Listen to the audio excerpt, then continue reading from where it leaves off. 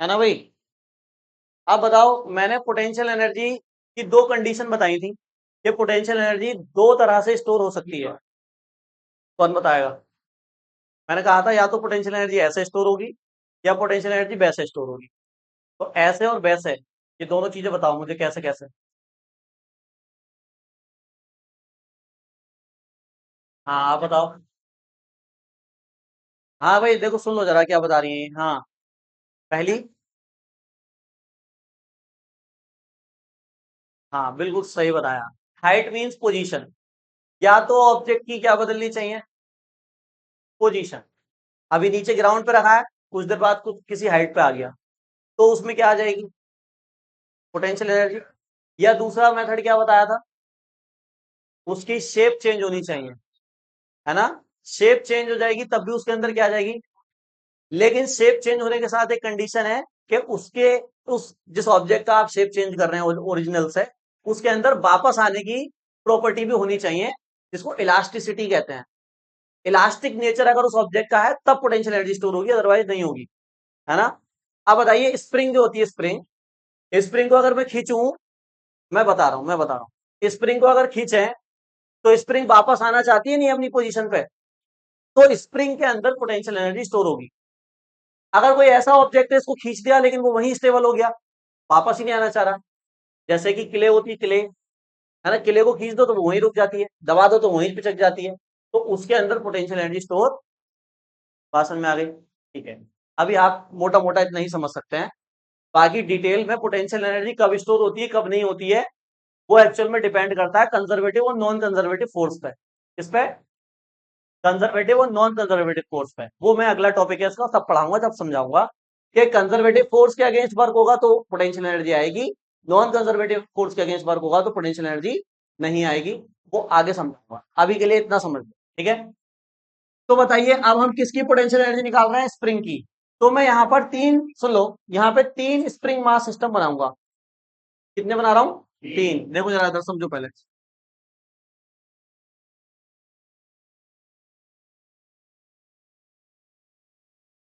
ये मान लेते हैं कोई दीवार है, और दीवार से क्या बना हुआ है? स्प्रिंग बना हुआ है, और यहां पर क्या रखा हुआ है? एक मास। ये स्प्रिंग से कनेक्ट है। अभी मैं मान लेता हूं इसका मास कितना है? एम है। अभी ना इसको कंप्रेस किया गया, मतलब ना अंदर की तरफ इसको दबाया गया, ना इसको स्ट्रेच किया गया, मतलब ना इसको खींचा गया है। सही है भाई। मतलब ये अभी किस में है? अपनी ओरिजिनल स्टेट में है। ओरिजिनल स्टेट को इक्विलिब्रियम स्टेट कहते हैं। कौन सी स्टेट कहते हैं? इक्विलिब्रियम स्टेट, दैट इज साम्य अवस्था में है। साम्य अवस्था। क्योंकि ना स्ट्रेच है ना कंप्रेस्ड है, ठीक है। अगर यहां पर x की वैल्यू पूछी जाए, x है इसका डिस्प्लेसमेंट, तो डिस्प्लेसमेंट कितना है यहाँ पे बताइए? जीरो। ना तो पॉजिटिव है और ना नेगेटिव है। इधर स्प्रिंग जाएगा तो नेगेटिव डिस्प्लेसमेंट होगा, और इधर जाएगा तो अभी x बराबर जीरो है।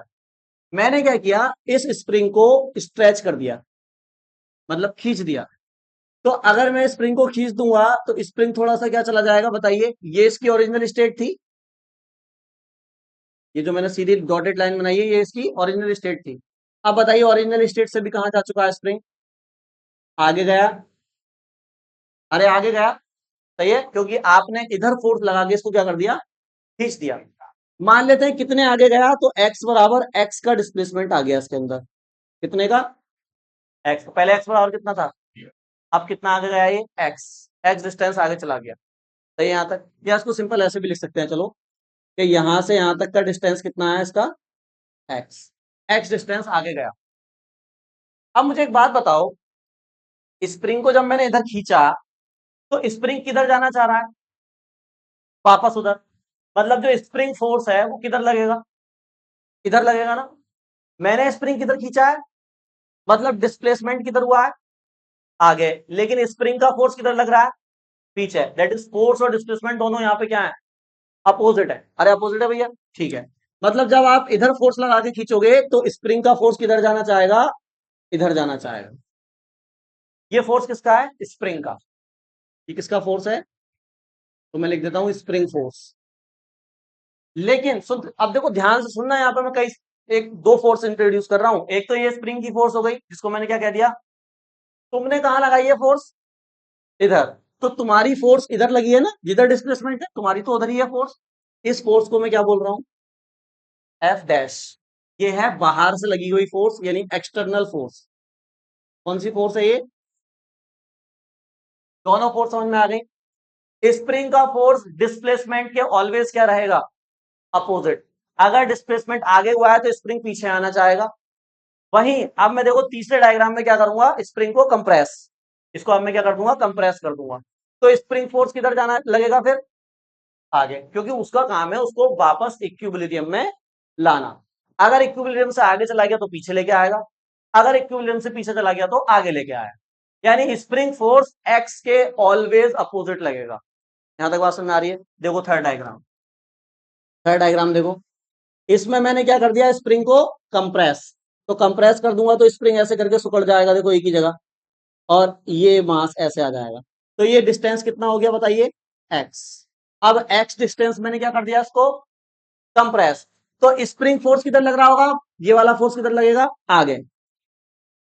आगे ये स्प्रिंग फोर्स आगे लगेगा। तुमने किधर लगाया है फोर्स? तो एफ डैश किधर है? पीछे। एफ डैश इधर है तुम्हारा फोर्स, और स्प्रिंग का फोर्स किधर लग रहा है? आगे। बात समझ में आ रही है? समझ गया यहां तक? अच्छा, मतलब यहां पर फोर्स भी है और क्या है, डिस्प्लेसमेंट भी है। अगर फोर्स और डिस्प्लेसमेंट दोनों है तो क्या है? अगर फोर्स भी है डिस्प्लेसमेंट है तो यहाँ पे क्या हुआ है? वर्क हुआ है, आपने वर्क किया है स्प्रिंग पे। अब जो आपने वर्क किया होगा वो इस स्प्रिंग में किस फॉर्म में स्टोर हो गया होगा? वर्क किस में स्टोर हो जाता है? पोटेंशियल एनर्जी में। और पोटेंशियल एनर्जी किस में कन्वर्ट होती है? जैसे इसको छोड़ोगे ये चलने नहीं लगेगा क्या? तो मतलब जो पोटेंशियल एनर्जी आपके वर्क से आई थी वो किस में कन्वर्ट हो गई? काइनेटिक। तो मुझे काइनेटिक नहीं निकालनी है, मुझे क्या निकालनी है? Potential energy. मतलब पोटेंशियल एनर्जी निकालने के लिए मुझे क्या निकालना पड़ेगा? वर्क। मुझे निकालना है कि मैंने स्प्रिंग पे कितना वर्क करा है, और वर्क निकालने के लिए मेरे पास फोर्स भी है और डिस्प्लेसमेंट भी है। बस वहां से वर्क निकाल दूंगा और उसी वर्क को क्या कह दूंगा? Potential energy. बात समझ में आ गई? ठीक है, ये डायग्राम बनाओ पहले तीनों, फिर मैं लिखवाता हूँ। हाँ हिंदी वाले लिख लो चाहो तो। देखो, देखो माना एक एम द्रव्यमान एक स्प्रिंग से जुड़ा है। माना एक एम द्रव्यमान एक स्प्रिंग से जुड़ा है। स्प्रिंग को खींचे या दबाए जाने पर, स्प्रिंग को खींचे या दबाए जाने पर स्प्रिंग इसका विरोध करता है। स्प्रिंग इसका विरोध करता है क्योंकि, खींचे या दबाए जाने का क्या करता है? विरोध। क्योंकि स्प्रिंग के भीतर, क्योंकि स्प्रिंग के भीतर कौन सा गुण होता है बताइए? किसकी वजह से ये अपोज कर रहा है? इस प्रॉपर्टी को क्या कहा था मैंने? इलास्टिसिटी। हिंदी में इसको कहते हैं प्रत्यास्थता। क्योंकि स्प्रिंग में प्रत्यास्थता का गुण होता है।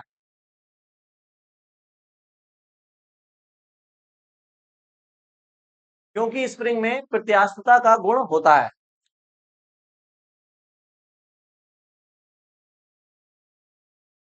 जब स्प्रिंग बल के विरुद्ध कोई कार्य किया जाता है, जब स्प्रिंग बल के विरुद्ध कोई कार्य किया जाता है, स्प्रिंग बल के विरुद्ध कोई कार्य किया जाता है, दो तरह के कार्य हो सकते हैं, या खींचना है या इसको दबाना है, ठीक है। कोई कार्य किया जाता है तो यह कार्य, तो यह कार्य, तो यह कार्य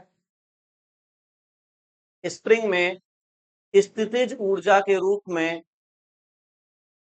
तो यह कार्य स्प्रिंग में स्थितिज ऊर्जा के रूप में संचित हो जाता है। तो ये कार्य स्प्रिंग में स्थितिज ऊर्जा के रूप में संचित हो जाता है।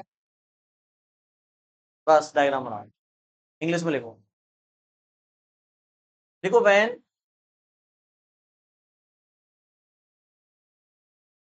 when a spring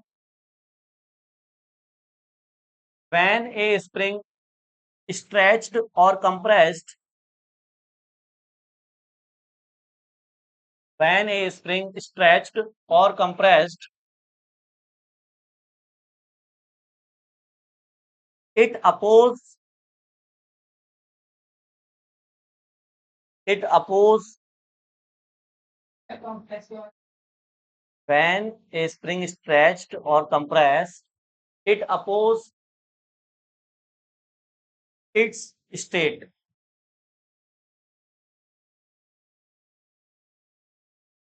because spring has the property of elasticity. Spring has the property of elasticity.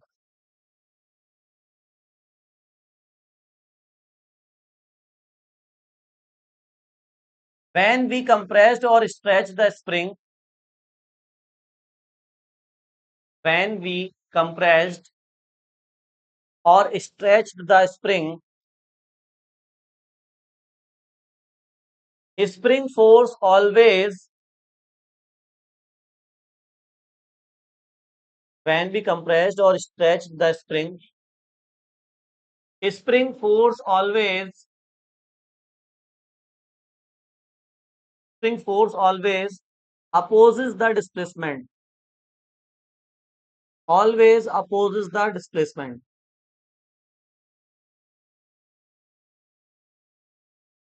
So if we work against this force, so if we work against this force,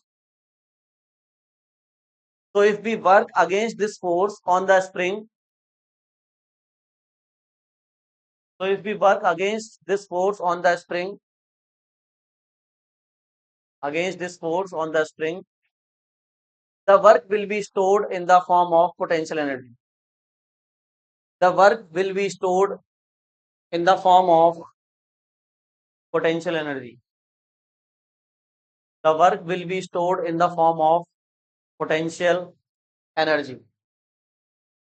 diagram बनाए जल्दी, जिसका नहीं बनाया। मुझे force और displacement चाहिए work के लिए, तो कौन सी फोर्स लूंगा पहले तो ये बताओ मुझे। मैं लूंगा कौन सी फोर्स? मेरे पास यहाँ पे दो फोर्स हैं, एक तो स्प्रिंग फोर्स है और एक एक्सटर्नल फोर्स है। कौन सी फोर्स लूं वर्क के लिए? किस फोर्स से वर्क निकालूंगा बताइए?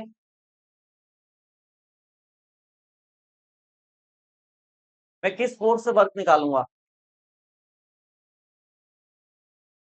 स्प्रिंग फोर्स से वर्क निकालूंगा। अगर एक्सटर्नल फोर्स से निकालूं तो अलग आएगा, क्यों?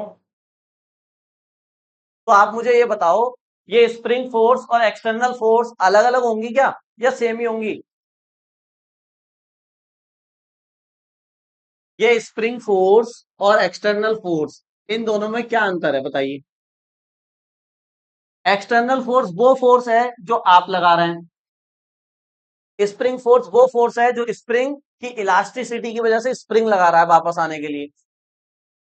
कौन ज्यादा कौन कम होगा? दोनों बराबर होंगे। अगर दोनों बराबर हो गए तो फिर ये इक्विलिब्रियम में ही रहेगा। तुम कह रहे हो मैं जो फोर्स लगा रहा हूं और स्प्रिंग का जो फोर्स है दोनों बराबर है, खींचने की बात बता रहे हो मतलब?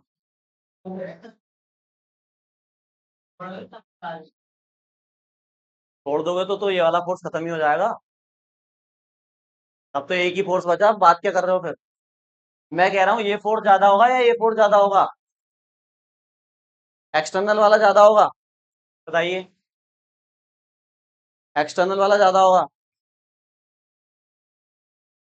देखो, एक्सटर्नल फोर्स थोड़ा तो ज्यादा होगा ही, बिल्कुल बहुत ज्यादा होगा ऐसे नहीं कह सकते। स्प्रिंग फोर्स से थोड़ा तो इसको क्या रखना पड़ेगा, हमें ज्यादा ही रखना पड़ेगा, तभी तो डिस्प्लेसमेंट होगा। अगर दोनों ही फोर्स बराबर होंगे तो डिस्प्लेसमेंट कैसे होगा?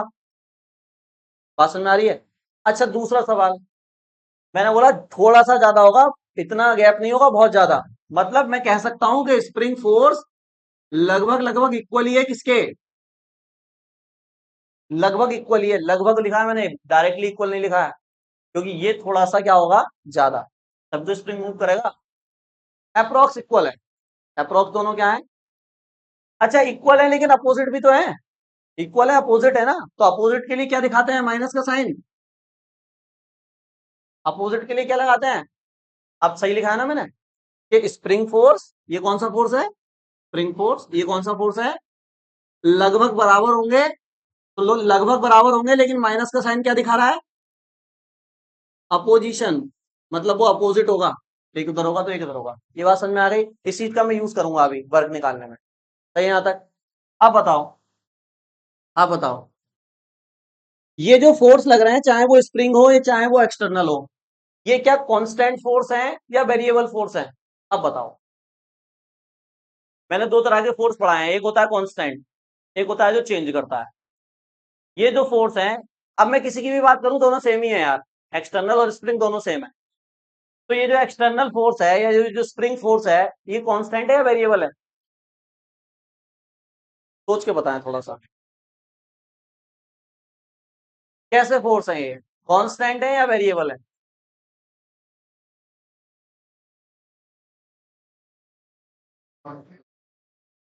बताइए, ये स्प्रिंग फोर्स कांस्टेंट है या वेरिएबल है? जैसा ये होगा वैसा ही वो होगा। तो स्प्रिंग फोर्स के बारे में बताओ।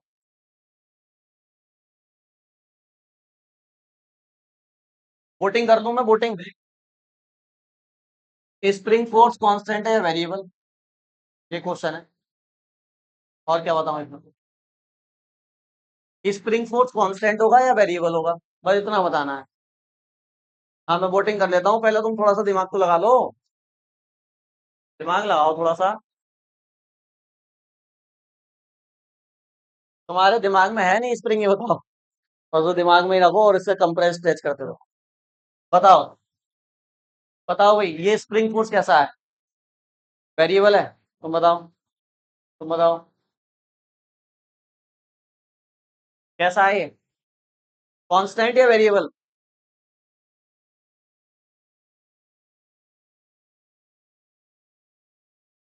कांस्टेंट है?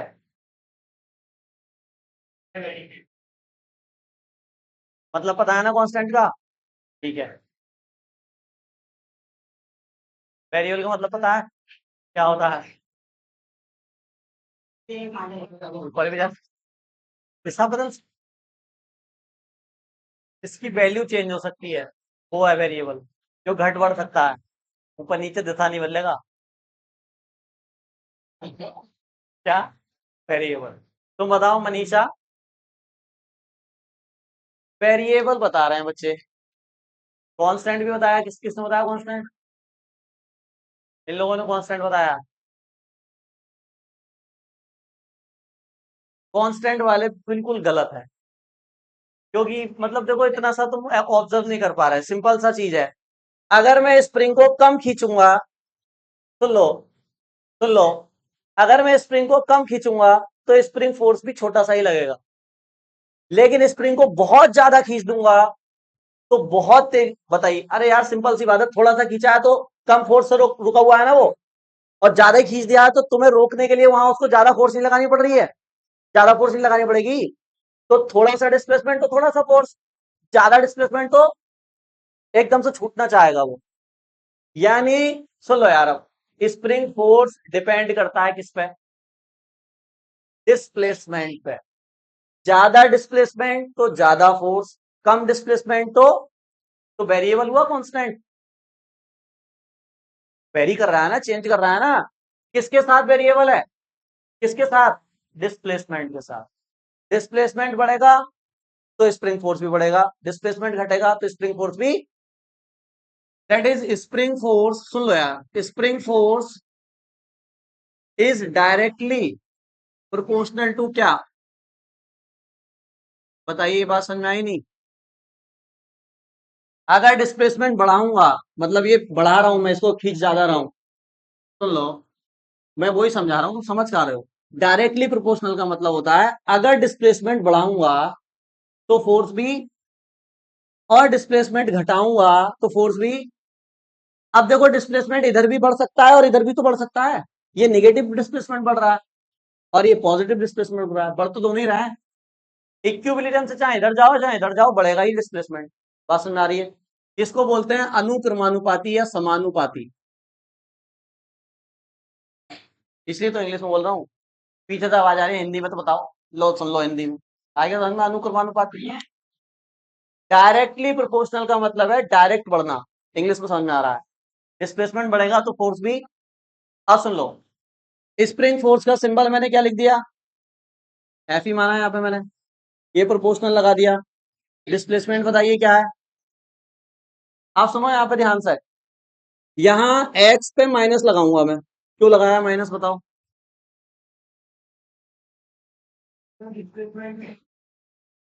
हाँ, हाँ बिल्कुल सही। बिल्कुल सही, देखो ये माइनस का साइन मैंने क्यों लगाया? देखो इधर स्प्रिंग फोर्स किधर है और डिस्प्लेसमेंट किधर है? आगे। हमेशा यही होगा। कंप्रेस में देखो स्प्रिंग फोर्स किधर था और डिस्प्लेसमेंट किधर हुआ? पीछे। तो फोर्स और डिस्प्लेसमेंट अपोजिट है, इसलिए यहाँ क्या आया? समझ गए? अब बताइए इसको जब हटाते हैं तो क्या आता है?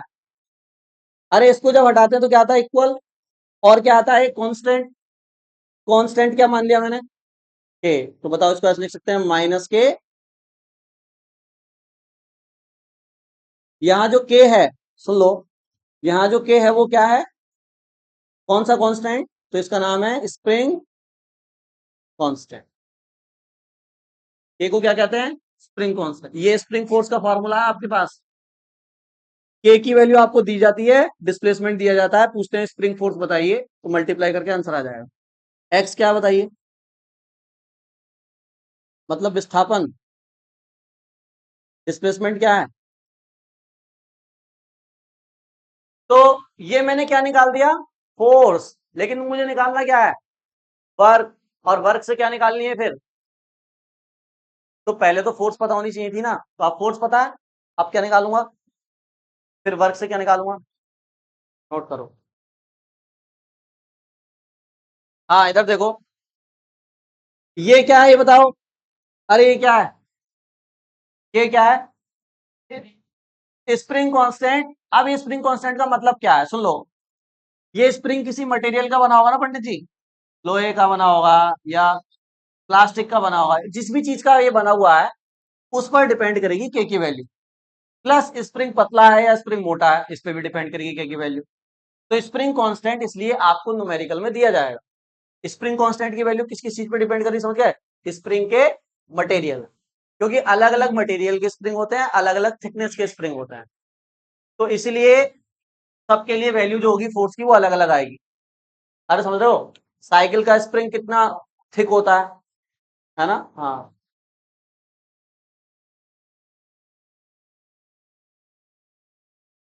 कोई सी भी साइकिल का स्प्रिंग ले लो। अरे सब स्प्रिंग अलग अलग होते हैं ना, ये बताओ। तो इसलिए सब स्प्रिंग का कांस्टेंट क्या होगा? अलग अलग होगा। आप हाँ आप सुन लो, अब इधर सुनो। तो यहाँ लिखो जरा, देखो इधर देखो, अब हमें क्या निकालना है? वर्क। तो वर्क डन बाय। अब आपके पास दो फोर्स है, किस फोर्स का वर्क निकालोगे? स्प्रिंग का है या एक्सटर्नल का? किसी का भी निकाल दो। लेकिन सुन लो, अगर आप स्प्रिंग फोर्स का वर्क निकालोगे तो निगेटिव आएगा, और एक्सटर्नल का निकालोगे तो स्प्रिंग फोर्स की पोटेंशियल एनर्जी भी क्या आएगी? निगेटिव। और एक्सटर्नल की क्या आएगी? तो स्प्रिंग का निकाल के स्प्रिंग फोर्स का निगेटिव कर दो, एक्सटर्नल का पॉजिटिव कर दो, दोनों का निकाल लेते हैं, चलो है ना? चलो। Work done by. Work done by कौन सी फोर्स? बताओ लड़की, कौन सा फॉर्मूला लगाऊं वर्क का यहाँ पे?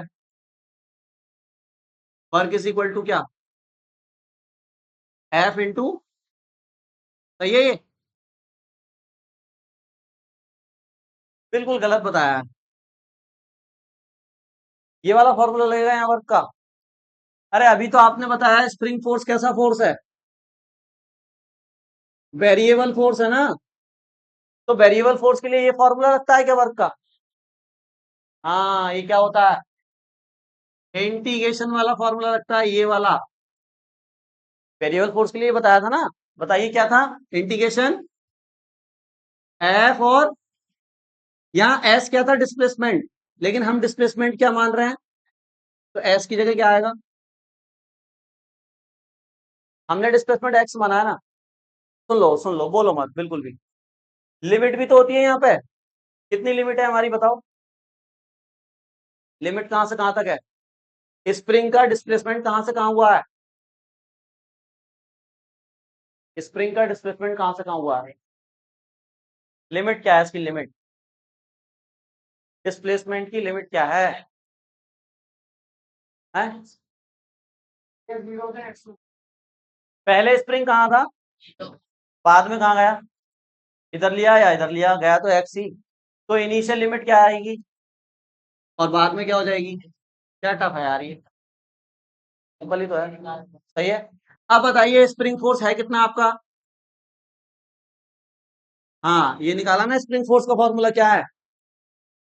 माइनस का इनटू में। मैंने कहा था स्प्रिंग फोर्स का वर्क डन निकालोगे तो निगेटिव आएगा। अगर एक्सटर्नल का निकालते तो क्या आता? क्योंकि वो स्प्रिंग फोर्स का निगेटिव होता है तो निगेटिव निगेटिव पॉजिटिव हो जाता। वो इधर होता है ना। समझ रहे हो ना? चलो इधर देखो। हम स्प्रिंग फोर्स का निकाल रहे हैं तो के कहाँ जाएगा बताओ? कांस्टेंट इंटीग्रेशन से कहाँ जाता है? तो के तो बाहर आ गया। अब कौन बचा इंटीग्रेशन में? और अंदर क्या बचा? X D x. X D x का इंटीग्रेशन ये बताएंगी। हाँ, तुम बताओगी, मैंने तुम्हें 2 बार इंटीग्रेशन पढ़ाया, झूठ बोल रही हो तुम। जल्दी बताओ। एक्स डी एक्स का इंटीग्रेशन क्या होगा? और फिर मैं लिमिट रख दूंगा 0 से एक्स। एक्स डी एक्स का सिंपल इंटीग्रेशन है ये तो। तुम बताओ भाई। हाँ, इसका एक्स डी एक्स का इंटीग्रेशन सिर्फ एक्स बस। तुम बताओ प्रियांक। एक्स, बस सिंपल एक्स। तुम बताओ पुनीत। X square upon 2। हाँ, यही तो। मतलब तुम ये कहना चाह रहे हो ना, एक्स स्क्वायर अपॉन 2। और कुछ बच्चे सिर्फ एक्स भी बता रहे हैं, और बताइए।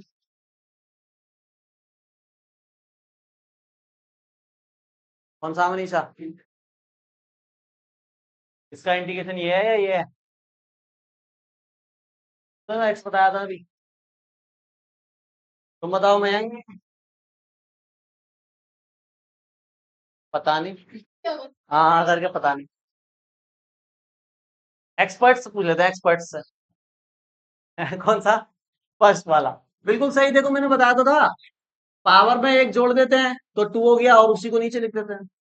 तो क्या आएगा? X square upon. हाँ, इसको फिर समझाऊं?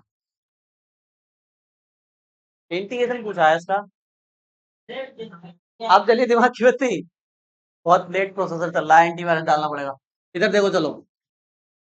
तो W is equal to minus K. अब इधर देखो, लिमिट रख रहे हैं, पहले एक्स की जगह क्या आएगा? पहले एक्स की जगह क्या आएगा? अच्छा, उधर ना लिखूं क्या? तुम तो लड़ने लगे, चलो यहीं लिख दो। तो माइनस के एक्स की जगह क्या आएगा? और जब 0 रखोगे तो क्या हो जाएगा? सही है भाई। जब 0 रखेंगे तो क्या हो जाएगा? 0। तो वर्क क्या आया? माइनस का के एक्स स्क्वायर अपॉन में। माइनस का के एक्स स्क्वायर अपॉन में। सही है। अब ये जो वर्क है यही तो स्टोर होगा किसमें? वर्क ही तो स्टोर होगा किसमें? पोटेंशियल एनर्जी में। क्या कर रहा हूं ऊपर? तो पोटेंशियल एनर्जी कितनी आ गई स्प्रिंग की? माइनस का, देखो 1 मान लेता हूं यहाँ पे आ गए। तो 1/2 के एक्स। ये पोटेंशियल एनर्जी आ गई स्प्रिंग फोर्स से। जल्दी नोट करो। देखो इधर समझो जरा। इधर देखो इधर। मैंने क्या लिखा है यहाँ पे? Work done by. अगर मैं तुमसे पूछता work done by external force तो क्या बताते? Work done by external force. ये बाहर वाली फोर्स, ये वाली एफ डैश थी ना। तो मैंने अभी क्या बताया था बताओ? एफ डैश किसके बराबर होगा? माइनस एफ के। जो स्प्रिंग फोर्स है उसी का तो निगेटिव है एफ डैश। अच्छा स्प्रिंग फोर्स कितना है, माइनस के एक्स। स्प्रिंग फोर्स माइनस के एक्स है, अभी फॉर्मूला बताया था। तो माइनस माइनस क्या हो जाएगा, तो एफ डैश क्या आया, के एक्स आया। तो वर्क डन बाय, अगर एक्सटर्नल फोर्स लिखूंगा तो यहाँ पे बताओ माइनस हट जाएगा, क्योंकि एफ डैश कितना है, के एक्स, और यहाँ पे क्या आएगा फिर, एफ डैश।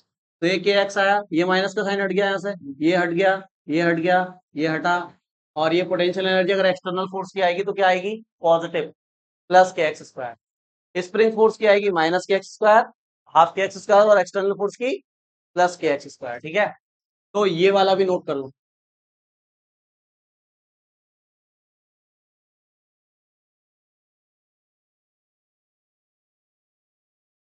इधर ही लिख देता हूँ, ये वाली चीज इधर ही लिख देता हूँ, यहीं से नोट कर लेना।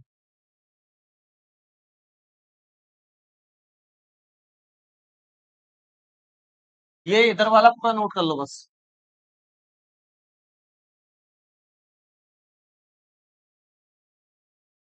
क्या बोल रहे हैं देखो, ए मास ऑफ 10 kg, 10 किलो का एक मास है जो 4 मीटर पर सेकंड से चल रहा है, टकरा गया किससे जाके, स्प्रिंग से। और स्प्रिंग कहाँ लगी हुई है, एक मेज पे, और टकराने के बाद रुक गया, वापस नहीं आया। तो देखो कुछ ऐसा है, मैं डायग्राम से समझाने की कोशिश करता हूँ थोड़ा सा। देखो ऐसे करके यहाँ पे मास, ये स्प्रिंग लगा हुआ था एक, एक टेबल पे क्या लगा हुआ है, एक स्प्रिंग। इधर से आया एक 10 किलो का मास, तो लो, ये 10 किलो का मास आया इधर से, समझ तो है नहीं रहा कोई भी, अब समझ तो लो, तभी तो बनाने रहे इसको बाद में। इधर से ये आ रहा है चल के 4 मीटर पर सेकंड से, ये आया, और ये स्प्रिंग पे जाके क्या कर गया, टकरा गया। स्प्रिंग पे जाके जैसे ही टकराएगा, स्प्रिंग क्या हो जाएगी बताइए, कंप्रेस, ये कंप्रेस हो गई, और ये टकराकर यहीं रुक गया, स्टॉप। पहले स्प्रिंग कहां तक थी, पहले स्प्रिंग यहां तक थी, मान लेते हैं यहां तक थी। अब स्प्रिंग इधर कम हो गई ना कुछ, जब ये टकराया इससे तो इसने स्प्रिंग को क्या कर दिया, पीछे कंप्रेस कर दिया। तो कितना चेंज आया, ये चेंज आपको बताना है स्प्रिंग का, समझ गए। इस चेंज को आपको बताना है कि स्प्रिंग कितना अपनी ओरिजिनल पोजीशन से कितना कंप्रेस हो गया स्प्रिंग, ये आपको बताना है बस। सबका हो जाना चाहिए, बहुत आसान है, बस एक ही लॉजिक लगेगा, आंसर आ जाएगा। हाँ वो तो